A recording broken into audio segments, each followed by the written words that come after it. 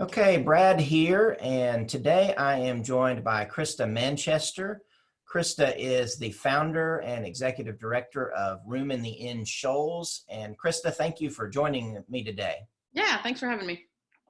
We're really excited to have you today, and I think one of the things that I'm excited about is just learning about Room in the Inn Shoals. And so can you just briefly describe what Room in the Inn Shoals is, how it got started, Sure. what its purpose is?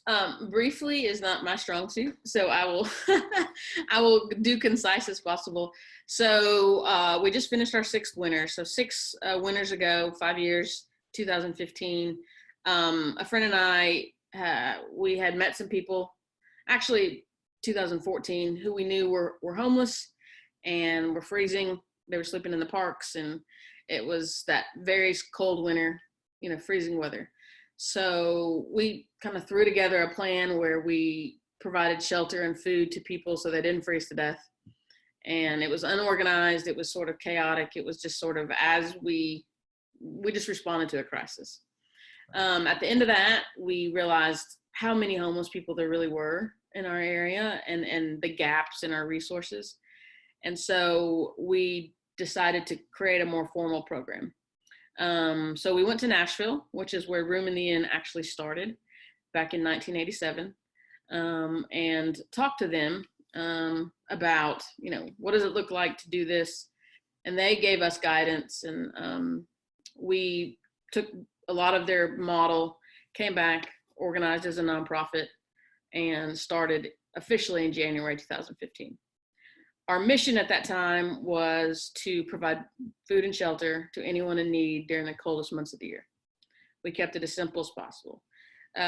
Following the model set before us, we partnered with local churches for that shelter piece, and then we operated November through March every night. And we partnered with different churches.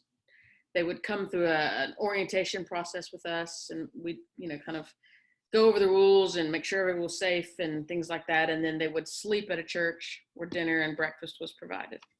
Okay. We were staffed entirely by volunteers and funded privately. We operated different than most, homeless shelters, because our goal wasn't so much just providing shelter. It was helping people be seen, helping what we called the invisible becoming visible, and having them know that regardless wherever you're in your homeless struggle, we want to provide you shelter, we want to provide you food, and that you matter. And how do we connect you back into, a self-sustaining, type environment? So it was a little bit different. That smaller scale shelter we felt was really important to keep people safe. We were open to anyone. We made it there's a lot of rules and restrictions that sometimes come with shelters, and we did our best to keep that as limited as possible, so that people would come and a lot of people won't go to shelter even which makes no sense to normal people, but for different reasons. And so we tried to relax that and create an atmosphere where they felt safe as much as possible. So we did that for 5 winters. We did it all as entire volunteers. We had a staff of leaders that were all volunteers. I was a volunteer, and we started out partnering with 4 churches, and this past winter we partnered with 47. Wow.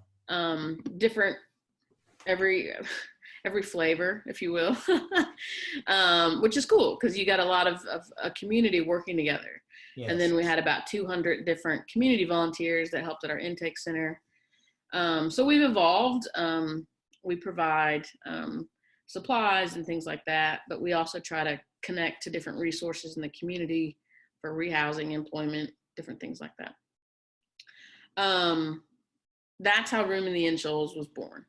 It was just a winter shelter piece, November through March. And then the rest of the year I spent, recruiting, new volunteers and new churches, but also spending a large part of my time educating and advocating on behalf of homeless people.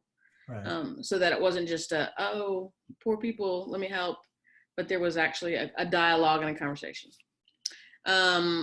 Last year, we sat down as a board and discussed that we wanted to take our mission and expand it. From the beginning, we identified homelessness is complicated. You can't fix it, but there generally are 3 needs to be able to find some path forward for sustainability. 1 is make sure immediate shelter needs are met. Number 2, make sure the hunger needs are met. And then there's a number 3 part, which is transportation. Okay. You can't ask someone to get a job and to become employed and housed without providing a vehicle to make sure they have enough food and or ways to get there. So we set out a mission and we decided to break our organization into one overall umbrella nonprofit with 2 programs, and we're working on a 3rd. One was our winter shelter piece. One is Room at the Table, which was a community hunger meal piece that was not just geared toward the homeless population, but geared to anybody who was hungry. Right. And then we have another project that's going to be transportation. Well, we had one in the works. We'll see what the coronavirus does for that, to create that transportation piece.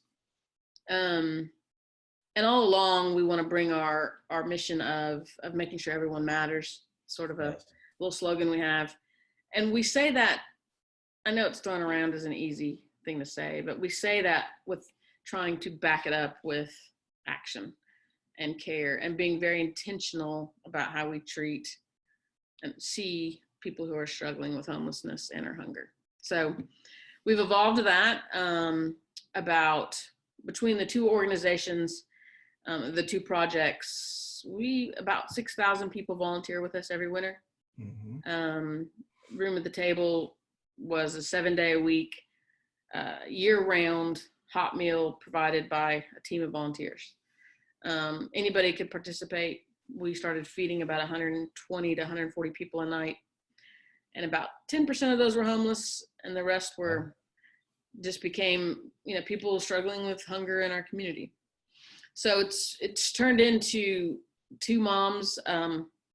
We literally Googled how to start a nonprofit in Starbucks and, just did not know what we were doing, and just kind of let the community and God and our hearts and the relationships we created with people guide us. And so here we are, 2020. We'll just kind of see where we go. Yeah, that's an incredible story, and it's inspiring and challenging all in one. And as I think about that story, it's not a story that's been told yet. It's a story that's being told. And as I think about the current situation, there are going to be so many changes coming out. I mean, obviously we think about how social distancing and quarantining, that kind of thing, has disrupted our work lives or our individual personal lives and experiences. But I was talking to somebody the other day, and we were thinking about how coming out of this, how is this going to change business? How is this going to change education? What cultural, social changes are going to be involved here? And as I think about Room in the Inn Shoals, what do you see? What kind of changes are going to happen? What kind of challenges?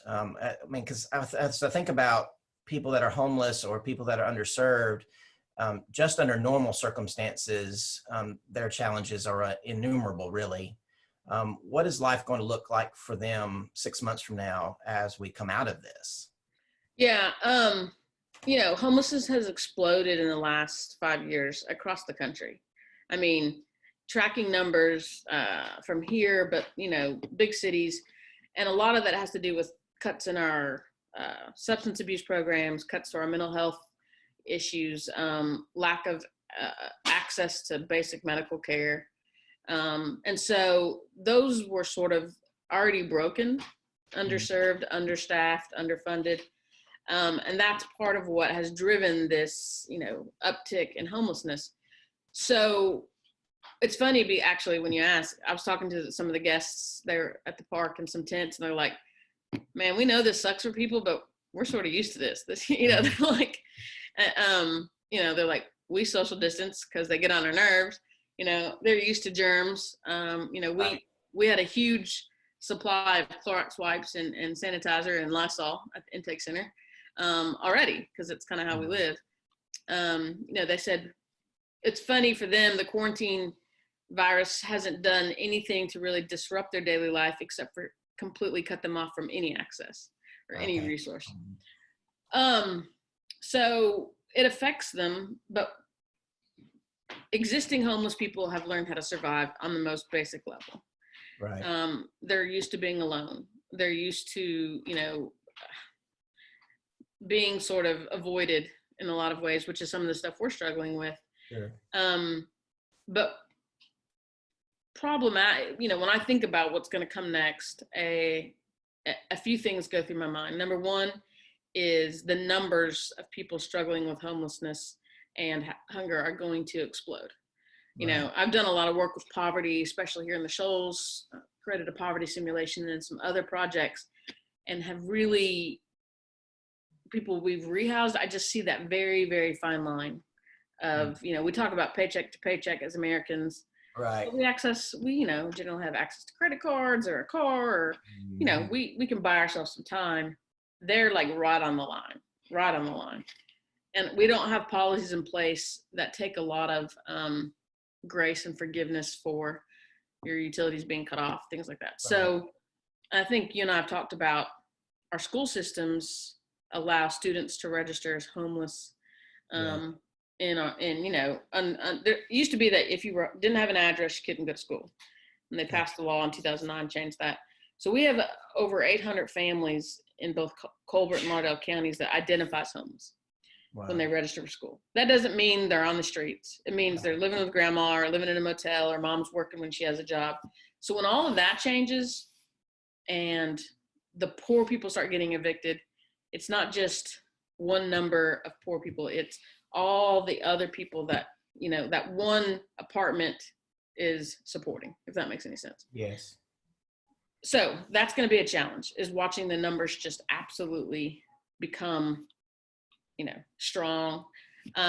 Second challenge will be finding helpers.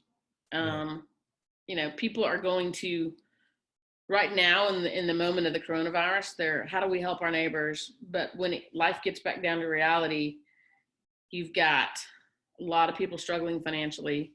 You're still going to have kind of a germophobia, for quite a long time, I think. And, frankly, people are more concerned about themselves, and then so fundraising becomes incredibly difficult because there's a lot of things that are going to need money and a lot of people without a job. Those are the challenges that I see in what it's going to take to serve them. For our homeless people, right now, they can't even walk into a hospital before this happened and really be treated with any kind of seriousness or dignity, because they don't have any other way to get medical services, whether it's the flu or, a lot of women have some cysts and some other issues. They just kind of get rotated in and out of the emergency room. Right.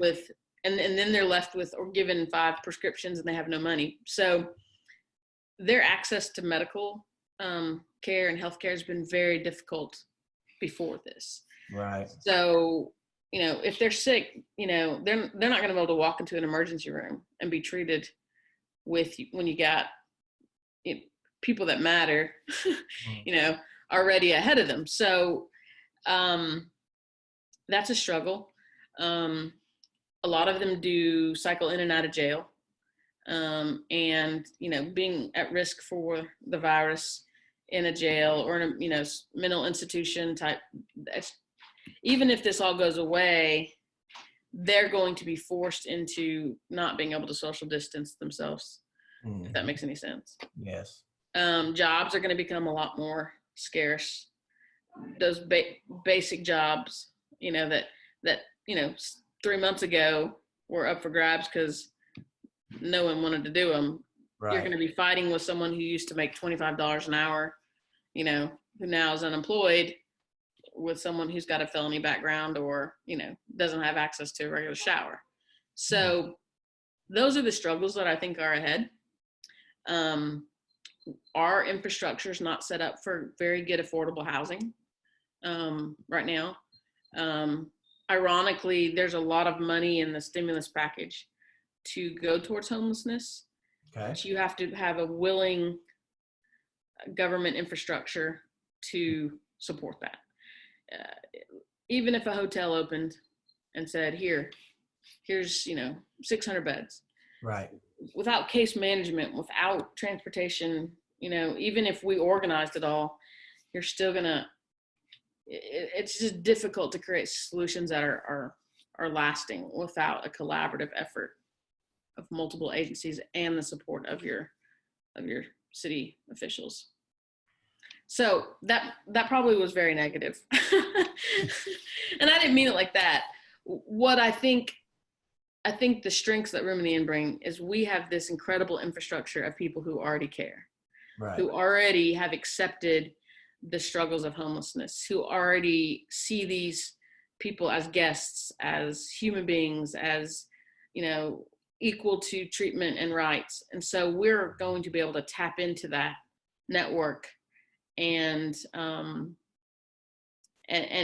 let them be reminded that our population, our friends that we've been helping for 6 years are probably at the most vulnerable they've ever been. Yes. And I'm thankful for that mechanism. I'm thankful that the awareness piece is there.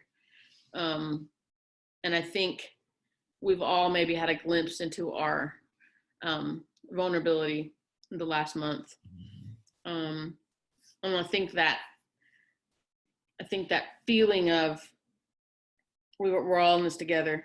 Yes. Hopefully we'll carry through, and we can start to see each other as a little bit more equal, and that we're all pretty close to having bad things happen to us if you talk to a lot of our homeless friends and our guests, their lives were kind of moving along, and there was one or two bad experiences that just couldn't get their feet back up underneath them, and then they find themselves where they are. And so I think we can all relate to that a little bit more now. Yes. So I'm hopeful that we've already built this amazing, core of people who care and are helpers, and who maybe had a fear of getting around, those people, and they've gotten over that and they're okay. And that with the right leadership and the right, education and advocacy, we can really help create more solutions. Now, Room at the Table was a huge, giant leap of faith project idea that sounded ridiculous on paper. Let's feed, people 7 days a week, 365 days a year. Everyone was like, are you crazy? And it was immediately a success. We were able to, feed 140 people 6 months, 7 days a week. So we're capable of rising to the challenge. Yes. And crazy ideas sometimes really work, depending on how you intentionally deliver, the message to help. So I'm thankful that we have this network. I think we have already been having the conversation, how you help those in need. And it's all just going to be about, strategic thinking going forward. One of the things that, in listening to you, strikes me is the challenges that people in a small community face in trying to address underserved populations versus maybe the experiences and the resources that are available in a big metro area. So for those that are just learning about Room in the Inn Shoals and what you've been doing, that want to help, but not just today, but 6 months from now, in a new environment, what are ways that an interested individual can contribute to what's this wonderful program that's going on in this small town? Yeah. Well, there's a couple ways. There's some immediate needs. Sheltering people with social distancing requires out of the box thinking. And so tents right now are a big thing for us, because it allows people shelter without having to lay next to someone on a cot. You know, Okay. those little 2-person tents, those are huge. We're trying to collect those because we think, let's just say this thing only goes on for another month. I think we're still going to need, you know, some kind of individual independent shelter program for a while. So tents are a huge need. Sleeping bags.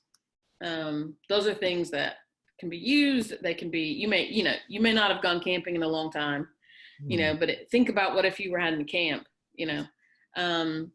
We do always need things like, you know, bottled water and snacks and food. They're, you know, they don't have access to food on a regular basis, much less.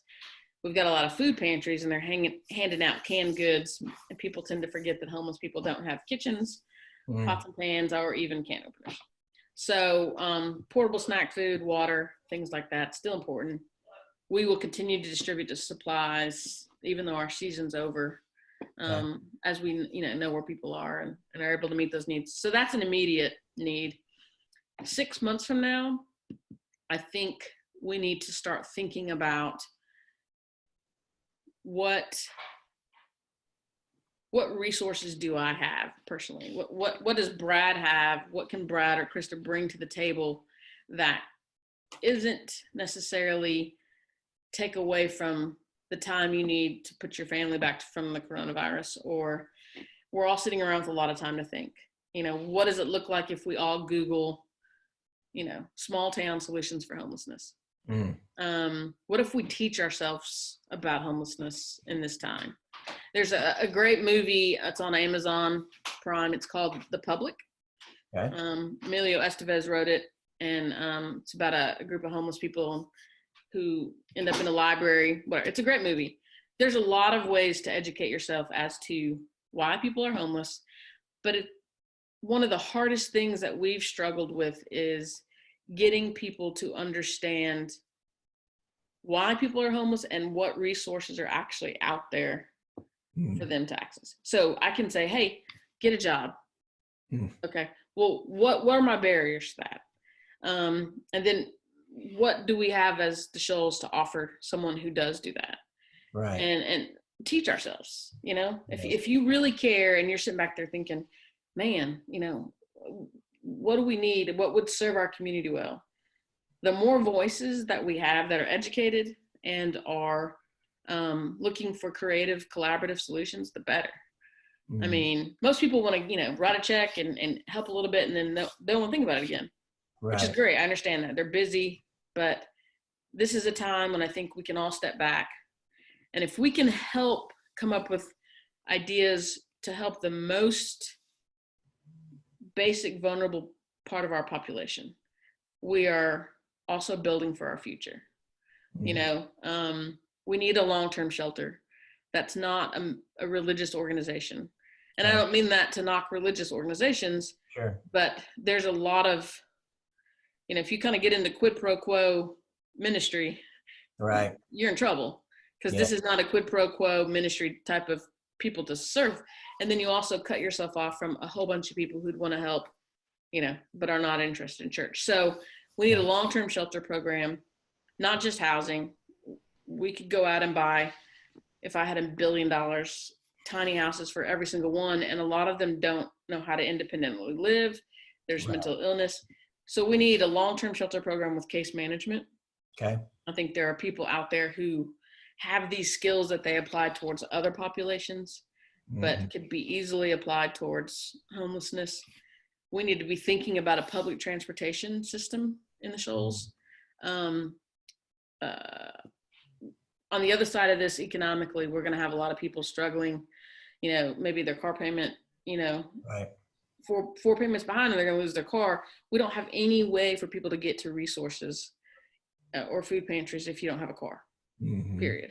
So I think we need to start looking at what kind of public transportation system is going to be needed, how we put money back into the economy, and how we grow ourselves out of this will be about the resources that we create, not just about caring.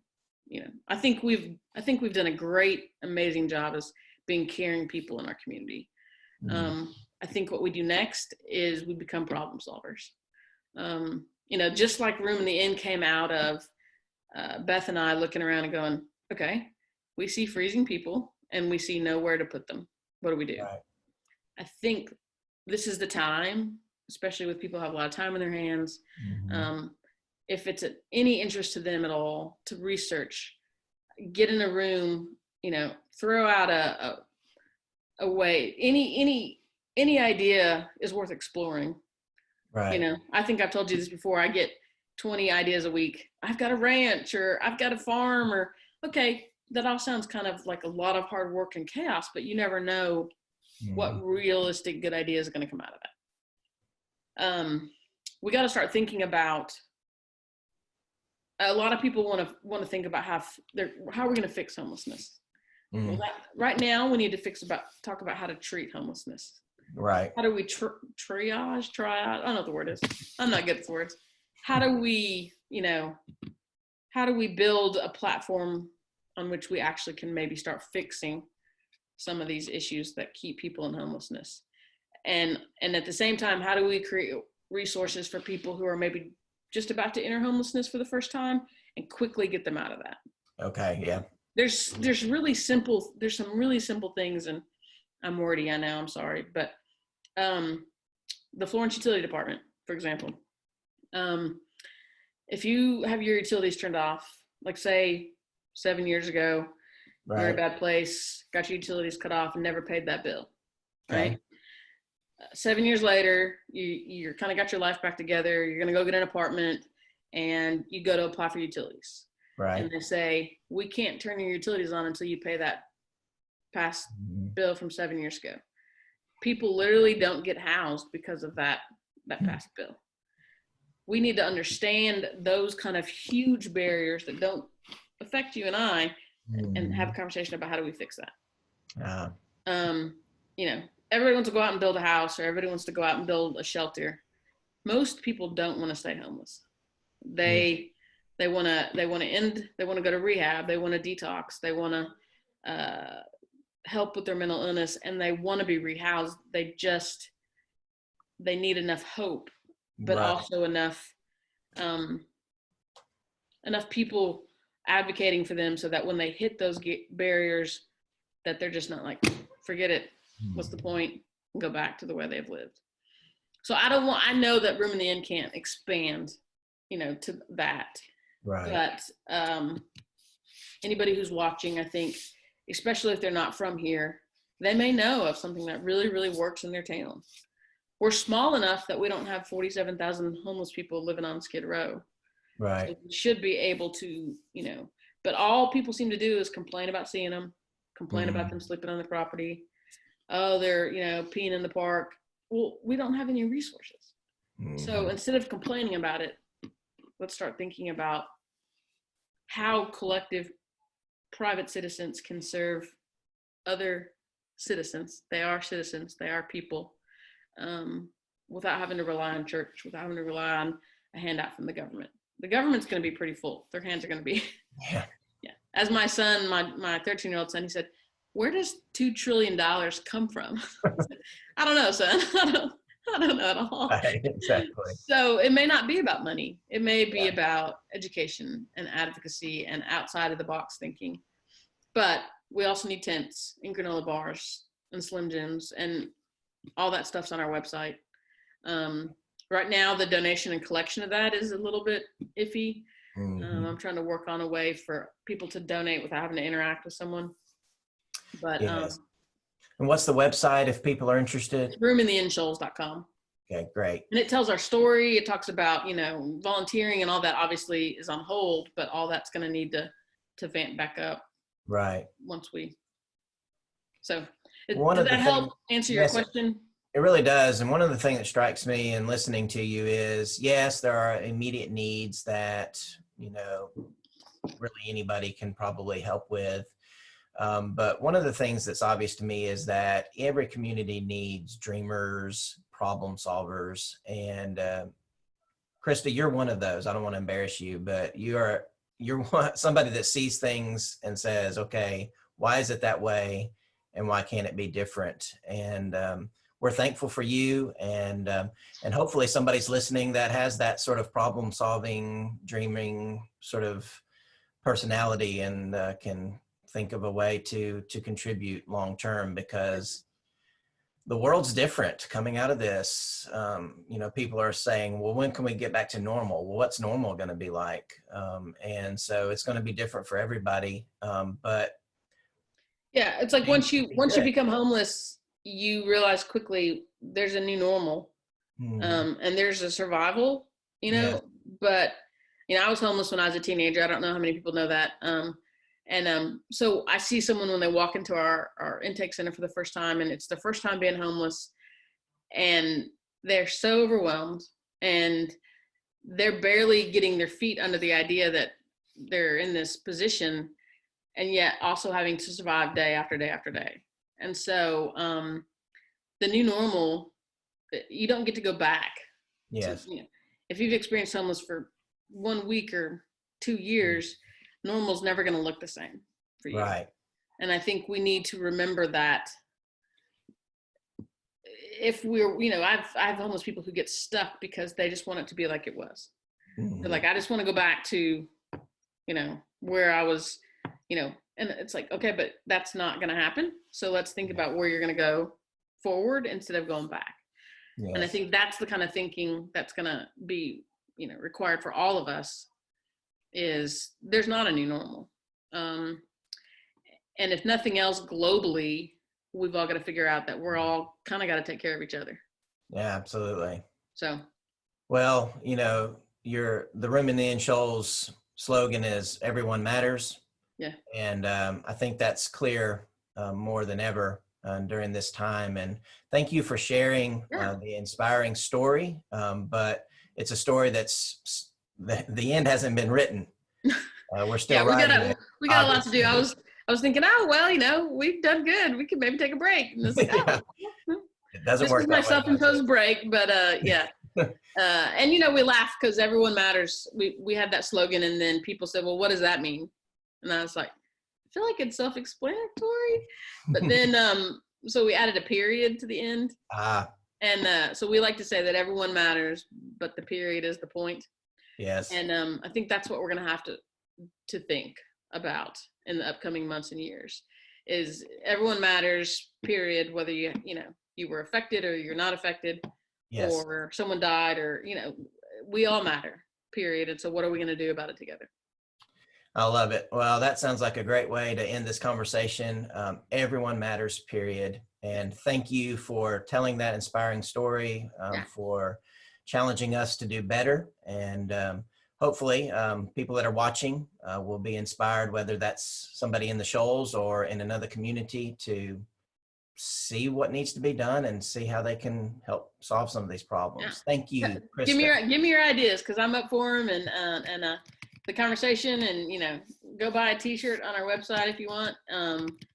Read about how we came about, and maybe that inspires you to start your own program and project that will be super helpful for me too in the future. Love it. Selfishly. Thanks. All right. So thanks you for having me, Brad. I appreciate it. Appreciate you joining us. Stay safe. You too. And we'll talk to you later. Yeah. Tell your family I said hi. We'll do it. Take care.